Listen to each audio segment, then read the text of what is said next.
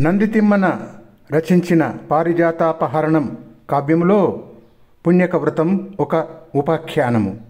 ఈ ఉపాఖ్యానములో శ్రీకృష్ణ పరమాత్మను సత్యభామ పుణ్యక వ్రతములో భాగంగా నారదునికి దానం చేస్తుంది. అప్పుడు నారదుడు యజమానిగా శ్రీకృష్ణునికి ఈ విధంగా పనులు చెబుతాడు.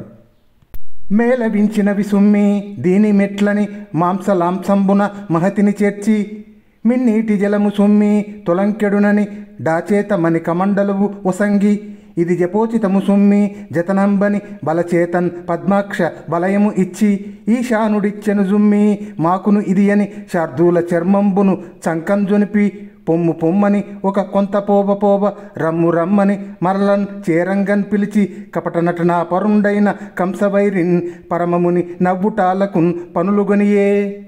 నారదుడు శ్రీకృష్ణునితో ఈ విధంగా అంటూ పనులు అప్పచెప్పాడు.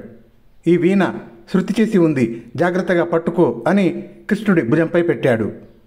ఇదిగో ఇందు ఆకాశ గంగాజలం ఉంది, తొనక్కుండా చూసుకో అని కృష్ణుడు ఎడమ చేతికి కమండలం ఇచ్చాడు. ఇది జపమాచరించుటకు తగినది అని కుడి చేతికి జపమాలనిచ్చాడు. ఇది నాకు పరమేశ్వరుడిచ్చిన పులిచర్మమని శ్రీకృష్ణుడి చంకలో జొనిపాడు ఆ పులిచర్మాన్ని. తర్వాత కృష్ణుణ్ణి అటు పోపో అన్నాడు. తర్వాత కృష్ణుణ్ణి ఇటు రారా అన్నాడు. ఈ విధంగా కపట నాటక సూత్రధారి అయిన శ్రీకృష్ణ పరమాత్మతో పరిహాసానికై నారదుడు పనులు చేయించుకున్నాడు.